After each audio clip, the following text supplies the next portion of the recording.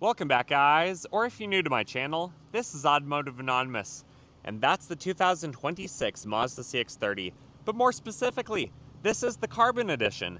It even has the red leather interior and polymetal gray metallic paint, which on a sunny day like today looks absolutely fantastic.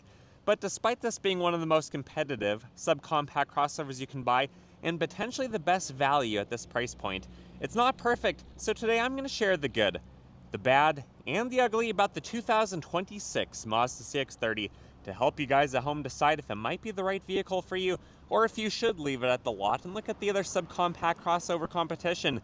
So today you can expect to see a walk around, all the specs, initial driving impressions, 0 to 60 on GPS, and then my final thoughts. And huge thanks to Goody Motor Mazda in Southern Idaho for letting me borrow this one for the day. I'll link them below if you're interested because they sell below MSRP. They'll ship anywhere in the country. But also huge thanks to our channel sponsor, Lasfit, but more on them in just a few minutes. Let's dive right into this review. And thank you so much for watching car videos on YouTube today. But if you get anything out of this video, you like the Mazda CX-30, or you just appreciate the effort it took to make the video, please consider liking it, comment your thoughts and opinions below, subscribe if you haven't already. Thank you so much. But if you're new to Mazda, or the Mazda CX-30, there's a few interesting things that you should probably know. Mazda is a Japanese automaker, and they're actually one of the oldest. They were founded in 1920, but the very first CX-30 didn't roll off the assembly line until the 2020 model year.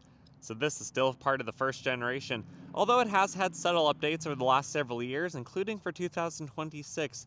There have not been any major redesigns or refreshes or second generations coming out quite yet, but I would expect that to be soon because these are pretty popular. In the United States, we get about 100,000 of them every single year, but globally, Mazda produces about 200,000. For the United States market, these are assembled in Mexico. You can tell because the VIN number starts with a 3, and one of the best things about 2026 is that these have basically kept the same price as they have for the last several years. Meanwhile, a lot of the other subcompact crossovers have gone more expensive. A base model still starts at about $26,000. This Carbon Edition is number 5 out of the 8 trim levels offered, so it is basically the highest trim level you can have without a turbo, and it starts at about $31,000. After destination, delivery, a few options, and then the discount by Goody Motor Mazda, it is just a little bit over $30,000. So for that price, what do you get? You get a vehicle that is not only a 5-star crash test rating, but has even been awarded the top safety pick plus rating by the IIHS. So what that means is this should have really good crumple zones to help slow down the impact of accidents, to help protect you and your family and anyone else you care about riding on the interior. But to get the TSP plus rating, it also needs to have a lot of standard active and passive safety features. So even on the base model, you should be able to find really bright LED headlights, a bunch of parking sensors, blind spot monitoring. This one also has turn signals on the mirror, adaptive cruise, and lane keep assist. And I have to be honest with you guys, Mazda's lane keep assist does not work nearly as well as the rest of the competition, especially the Japanese automakers. It lets you wander out of the lane, it lets you wander over to the edge, and it barely nudges you back in place, sometimes not enough, sometimes overcorrecting, so it's not the most competent system. But in addition to that, on this Carbon Edition, you get these really nice 18-inch blacked out wheels, blacked out side mirror caps. You also have sporty lowered roof rails, red leather heated seats with lumbar support, and they feel very soft, very comfortable. And you also have a leather wrapped steering wheel as well as a sunroof, and a bunch of other features you'll just have to wait to see throughout this video. And like most other subcompact crossovers, the CX-30 is very pleasant to drive. It fits really well in this average size parking space. I imagine it would fit well in your garage. It's also planted at highway and interstate speeds, giving a lot of confidence to the driving experience. Overall, it's about 14.5 feet long. The wheelbase is 8.6 feet. It's roughly 6 feet wide, about 5 feet tall, so there's a nice stance to it. And then depending on the options and the powertrain, they weigh about 3,400 to 3,500 pounds. They can tow up to 2,000 pounds. Make sure yours is spec'd for that. And then this one has a payload capacity of about 850 pounds. Meanwhile, they have about 8 inches of ground clearance, a 409 final axle ratio, and it can do a full circle in about 35 feet. And then the last couple things to mention out here is that the gas door is located on the driver's side, When you lock the vehicle, you can set the gas door to lock at various time intervals, so the bums aren't going to be siphoning any of your 12.7 gallons of fuel, which is kind of small for a subcompact crossover. The largest gas tank is probably on the Crosstrek, which is 16.6 gallons. And then this one is also not class leading in MPG. It's rated for 24 city, 31 on the highway, so your max road trip and range is up to about 393 miles. And then this is your wheel and tire package. It has a square stance with a temporary steel tire in the back, and it's a 215/55/18. It does look good in person, but this factory OEM tire only comes with about 8/32 of tread. And then this is your typical Mazda key with lock, unlock, panic button, but you can just leave that in your pocket because the CX-30 has proximity key features. And we finally get to thank today's channel sponsor, Lasfit. I know a lot of you guys have heard of them. Some of you have even ordered their products with my 20% discount code of AA20, and a lot of you guys still have not heard of them. But they are a name brand company that makes some of the best floor mats in the business. I'm sure a lot of you guys know by now that aftermarket floor mats usually are a whole lot better than the factory mats, even the optional all-weather mats that you can buy on your vehicles. Usually aftermarket mats have a lot more sidewall protection, deeper grooves, a lot more rigidity, and in the case of Lasfit, they're usually about half the price of the competitors. For instance, the CX-30, if you want the floor mats for the front, the second row, and the cargo mat, after my discount code of AA20, it's only about $150. And if we take a moment to look at the factory mats, look at these. I mean, they look nice, they're new, but they're flimsy, they're floppy. When you lift them out of the vehicle to get your mess out to clean them off, most of the mess could spill out onto your actual vehicle carpet. It also does not cover the dead pedal. There's no lips, no ridges, no grooves to hold the water down so your feet aren't slipping and sliding all around. But if you want a far superior product, a very nice floor mat at an affordable price, check out Lasfit. They make vehicle mats for all the late model vehicles, so check them out. And thank you so much, Lasfit, for sponsoring today's video. Otherwise, the door panels on Mazdas, they open up large, so it's easy to get into the vehicle. But Mazdas, which do drive a little bit more sporty than most of the competition, and they look a little bit more sporty, the windows kind of follow suit. They are a little bit smaller, the visibility is not quite as good as some of the other competitors by Subaru and Honda, and the materials are often found to be a little bit nicer, and that's no surprise here. The Mazda CX-30 Carbon Edition has a really nice trim piece for the upper portion of the door panel. The door card is also soft touch, leather wrapped steering wheel with Hobby Lobby red stitching, Bose speakers, bottle and snack pocket. Nothing to really greet you on the door sill, but these powered heated red leather seats, which are very cushioned, very squishy, they feel really good, and they hold you in place reasonably well. Super comfortable. You also have a power moonroof up top, leather wrapped steering wheel, it's tilt and telescoping. You have a knee airbag, part of the reason it's a top safety pick plus. Hood release, rubberized pedals, you have a little bit of a storage bin right there, and then you have memory seats, and a few extra options the way this one is spec'd. Sitting inside the CX-30 is one of the nicest subcompact crossover interiors that I have the pleasure of regularly driving. Again, the windows, they could be bigger. Look at how big my hand is in comparison. But it's uniform, the door panel to the dash, hood slopes down. The steering wheel looks very timeless, as does a lot of the rest of the interior. I just love how these look. When you fire it up, it looks like physical gauges. You know, there is some digital display aspect to it. You have physical HVAC controls right here, the horn. You know, it's not too high pitch, it does sound pretty good. You have the lighting stock, all the physical buttons for voice and volume, adaptive cruise on the right, and then there are a lot of controls that you can do through the scrolly dial. I used to own a 2023 Miata for well over a year, put 17,000 miles on it, and I loved using Android Auto through the scrolly dial. Through the screen, it's not in your way, it's really nice. Then you have a wireless charger, some cup holders. They are underneath the dash. You can't fit a gallon-sized drink, unfortunately. The backup camera, clarity's pretty good. You have a pretty wide view. You can see all of your extra sensors right there. It's not a 360-degree view, but it does have 360-degree sensors, it seems like. And then the rest of your basic controls, auto vehicle hold, electronic parking brake, and then you have an interesting, couple plugins and a pretty good size center console that slides back and forth so you can easily find an easy, comfortable position. And then you have sunglass holder. This one has the controls for the power moonroof, some lighting options. It does have an extension piece right here. And then LED or incandescent, what do you guys think? LED, not too bad, Mazda. Let's turn it off and we'll hop in the back. The back door panel on the CX-30 is interesting because it opens up quite large. But you guys can probably already see, compared to the Crosstrek, the HR-V, and a lot of the competitors, this is a smaller back seat because the CX-30 is a slightly smaller subcompact. Door panel materials, they're pretty nice, but you do get a little bit cheaper upper trim pieces right there. Still a nice soft touch armrest and door card, not too bad.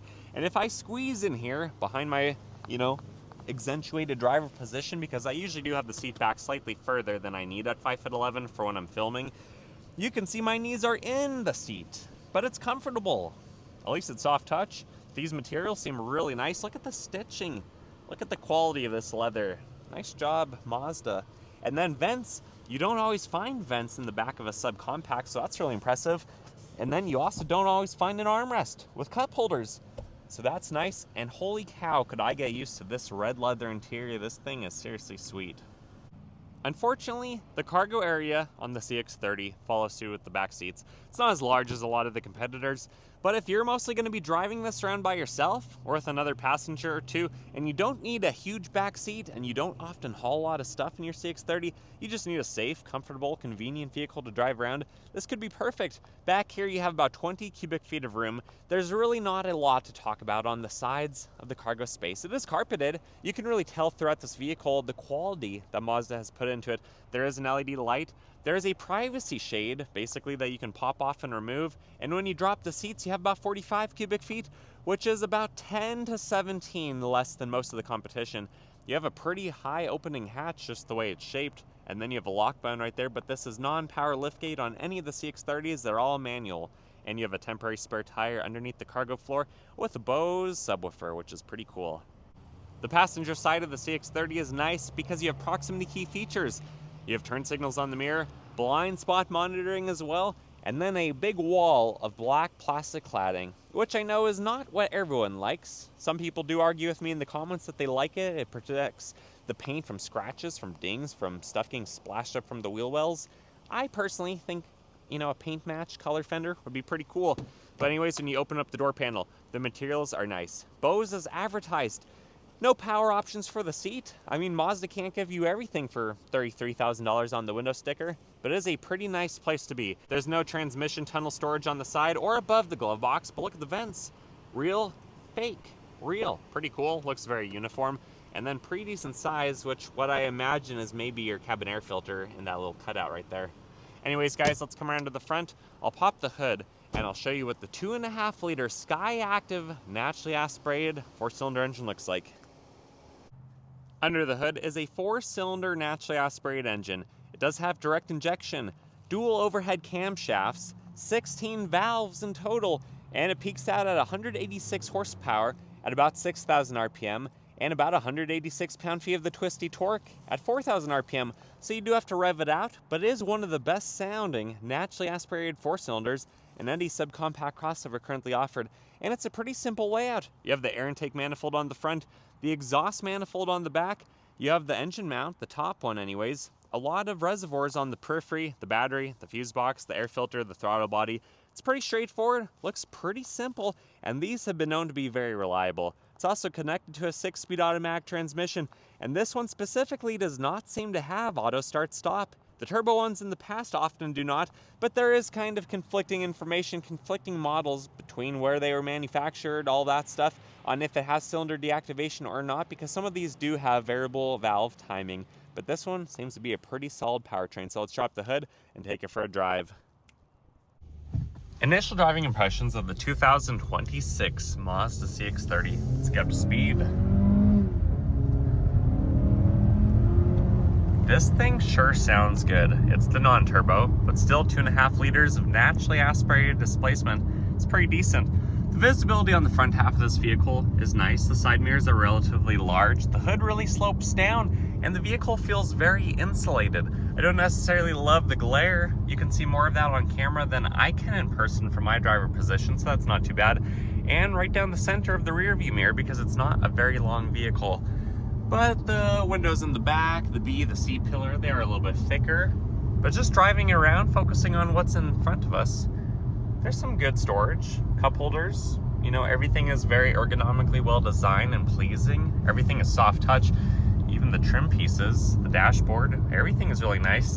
And I love that the infotainment system, while having a lot of options, a lot of things you can scroll through, doesn't really block any visibility. I also think it's going to age relatively well. It's not obnoxious, it's not a huge tablet that's basically already out of date while these are still being sold. And the heated seats feel good too. By getting on the brakes, there's maybe just a tiny bit of squish until you start to really feel the brakes. But then they're pretty linear. And when you have to get back up to speed,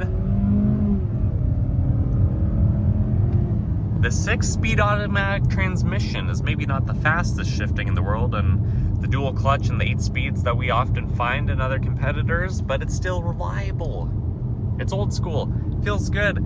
This handles really well for being a subcompact, front-wheel drive based unibody.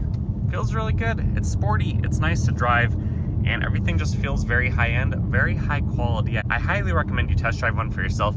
And then the Bose speakers, they sound really nice. The seats are very comfortable. Everything just feels good in this vehicle, and it handles the road pretty well for being a very sporty, a little bit stiffer ride. So check one out for yourself. Otherwise, I'm gonna get to the private road and do a 0 to 60. 0 to 60 in the 2026 Mazda CX-30 non-turbo. Density altitude is about 4,600 feet, so even though the weather outside is 55 degrees, this is likely down on power about 15%. I'm in sport mode, we'll do a brake rev, let's see what happens.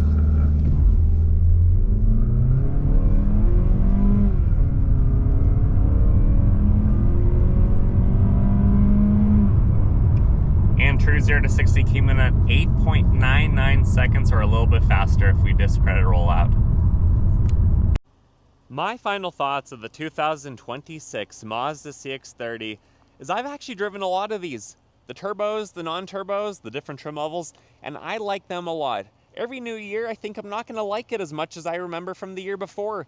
And every year I'm wrong. For 2026, there's not a lot that has changed on this platform. The pricing is surprisingly still about the same. It hasn't jumped up like a lot of the other competitors. This is seriously one of the nicest vehicles you can drive, period. Sure, it's a little bit smaller than most of the competition, even within the same class, but it has red leather seats that are actually very comfortable from the factory. You don't have to break them in, wear them in. They're good to go right away. They have lumbar support. The seats get really hot. You even have a Bose sound system, black 18-inch wheels, a really nice paint job, and a lot of other nice features. So what are your guys' thoughts? Would you buy a CX-30 if you would, or if you have? What trim level did you go with? What do you love about it? What do you not love about it? I'd love to hear your comments and thoughts down below. And if you guys got anything out of this review, please give it a big thumbs up. That helps the video get shared. I love connecting with you guys in the comments, and subscribe if you want to watch more of my videos. Otherwise, check out Goody Motor Mazda in Southern Idaho. They have shipped as far as, I think, Alabama to some of you guys, which is really cool. And huge thanks to Lasfit for sponsoring this video. And until next time, see you guys.